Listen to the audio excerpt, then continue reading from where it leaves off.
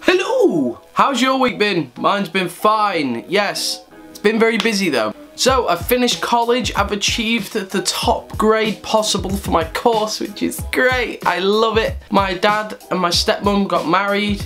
It's about time. I was the best man. I gave a speech, had a lovely time with my girlfriend there, and she also gave me a cold. Thanks.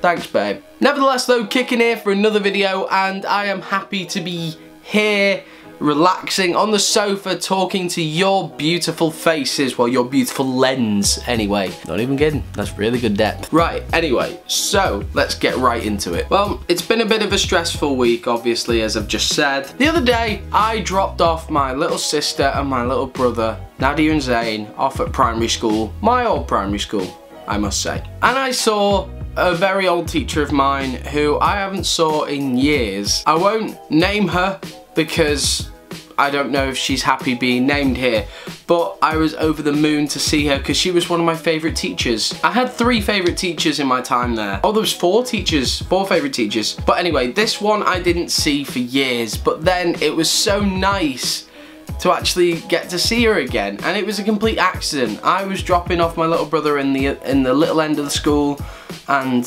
because we were late, not my fault. Not my fault. Anyway, I dropped him off and it was nice, but then the teacher who answered the door to let us in, because you had to get buzzed in, was my old year 4 teacher, and it brought a tear to my eye. I thought she didn't recognise me at first, and she went, "Stephen!" I was like, "No." She went, "Sorry, Connor! Connor!" And I was like, "There we go! Yeah!" I didn't really do that. I was just like, "Yeah, how you doing, miss?" And I am one of those people, I went Kermit the Frog voice. I am one of those people that doesn't like first name purposes with old teachers. I prefer just to say miss. Obviously, if we're out and about, I'll go casual, and it's also the fact I don't know her first name, so it's kind of a bit awkward, but I said hi nonetheless anyway, because she was right there, and it was lovely. We had a little bit of a catch up. She asked me how I was doing. I told her that I've got a YouTube channel, past college, and I'm looking for an apprenticeship and all that. And if you're watching, miss, it was lovely seeing you. And if any of my other teachers are watching, it's only just now I've decided to make a video about meeting all you wonderful teachers again, so don't be offended. It just sparked up a few old memories that I had in primary school, and in the area that I was dropping my little brother off, I remember was the first time I got told off. I was a naughty boy. First time I got told off. Wow. Yeah, I wasn't always a goody two shoes. In high school and stuff, went through no detentions, no late homeworks. I was perfect. I was never in trouble. It took me, I think, nearly a whole year of high school to not say a naughty word. And then all my friends peer pressured me into saying it, and I probably picked the worst word out of it all. Don't swear, kids. Swearing is not smart and it is bad. Anyway, I was walking into assembly with a few of my friends. Obviously, you go by your friends in the line, and then you walk in and you sit down. We had to sit on the floor, and it was a very important assembly apparently, because if you sniggered once, you'd be told to stand up and stay there and be ashamed for the entirety of the assembly, which was me. My friend made me laugh, I laughed, and then I can't remember what was said. I just found it insanely funny, and I was forced to stand up in front of the entire bottom end of the school, and it was humiliating. I remember how I felt, I just don't remember what led to that point. Skip a few years, I'm in the junior part of the primary school now. Juniors is year 3 to 6. What could happen in those years? Let me tell you, my year 3 teacher was one of my first favourite teachers. Well, one of them anyway, because there was 2. One of them, lovely, lovely teacher, absolutely loves tennis. That's a clue to who you are. And she always used to say how much she loved tennis, and she actually got me into tennis, which was nice. And we used to do everything in her classes, but she was in on 3 days of the week, and then my other teacher, who was known in my class as the Wicked Witch of the West, because she was really scary, but when I look back, she was actually a really good teacher. So yes, I am sorry for not enjoying your classes as much if you are watching this, if you're the other teacher. But she ran the choir, so I loved her and she liked me, so that was all fine. I was in the choir for ages. That was where I could truly develop my passion for singing. I wrote my first proper song in year 3 as well, and then I performed it to the whole school. I had hopes. It went down really well. I performed a song called Flying Over My Town. If you guys know me from primary school, please say that you remember that. I wrote a song called Flying Over My Town. My old friend Sam, he pretended to be a backing dancer. Not in the assembly, but when I was performing it out in the schoolyard. Oh my God, it's all coming back to me now. And I was in the middle of writing a new song, and I got chased around the whole playground just so I could be heard, and I had to hide in the boys' toilets just to wait for everyone to calm down, because most of them were girls, and I felt famous then, and it was lovely. It was my first proper claim to fame, even though I wasn't famous. Anyway, there was another time school talent show competition came up. Loads of people were like, Connor, do a song, do a song. So I was like, okay, yeah, I will. I'll do a karaoke song. And they were all like, yeah, go for it. It's about time we hear you with music. It was the worst thing I could have ever done in my life. It was to a band, a boy band I must add, called Blue, ironically, with their song All Rise. This was one of my favourite songs, and this was actually around the time I was doing an online kind of little show on this online little website I had. I've deactivated the website now, it doesn't exist anymore. I did like a little web show host. I actually had a few hundred people watching, which was great. It was fun, but yeah, that's dead now. I removed that. I performed this song, karaoke version. Well, I thought it was the karaoke version. I gave the people the original version and had to lip sync to it instead. Oh boy, did they laugh. It was humiliating.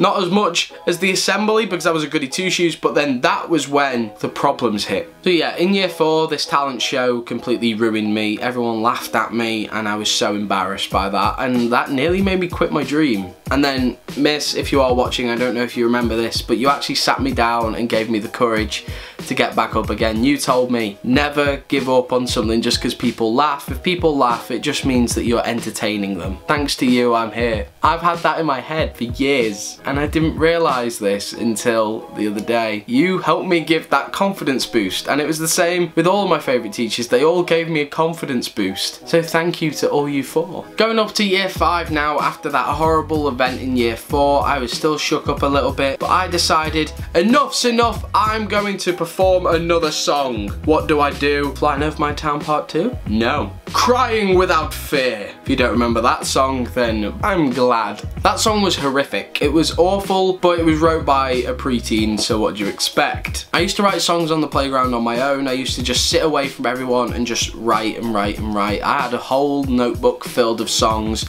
and I performed this song in front of my class, and they loved it. They were so supportive, and that's why I wish that the support that I had from primary school stuck with me when I got up to high school. Then in year 6, we had the prom and everything. I danced with somebody's nan because nobody would dance with me in the slow dance part of the whole evening. Very sad. Some context I think is in order. Okay, so we had a prom night, night at the movies, and that was the theme of the whole thing. We all went dressed up. It was lovely, it was fun. I went as the Legend of Zorro, the guy with the sword and the hat with the Z on it. Yes, him. I went as him. I was impressed with my costume. It was all homemade. Anyway, there was a wonderful, wonderful girl that I wanted to dance with. Yeah. Would you like to dance?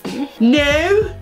That wasn't actually her response, but that was pretty much what I gather in my head now. I was heartbroken. I felt awful. I was crying. It was my first major rejection. I was asking this girl to prom constantly, but she said maybe, I don't know. And so I thought at prom I'd ask her to dance because she can't reject me there and then. She did. She rejected me there and then in front of everyone. I was about to cry. And then my friend's nan swooped in and was like, Connor, you can dance with me. And I was like, it's fine, it's fine. She went, no, you can dance with me, love, it's all right. And then she pulled me aside off, and then on the video of the whole prom, you see me dancing with somebody's nan to a slow dance. I think it was Breaking Free anyway. My entire primary school will now know me as the boy who danced with somebody's nan for the slow dance at the prom. Primary school was probably the most fun time possible that I could have in my life because it was stress-free, it was lovely. Oh my god, SATs. Oh,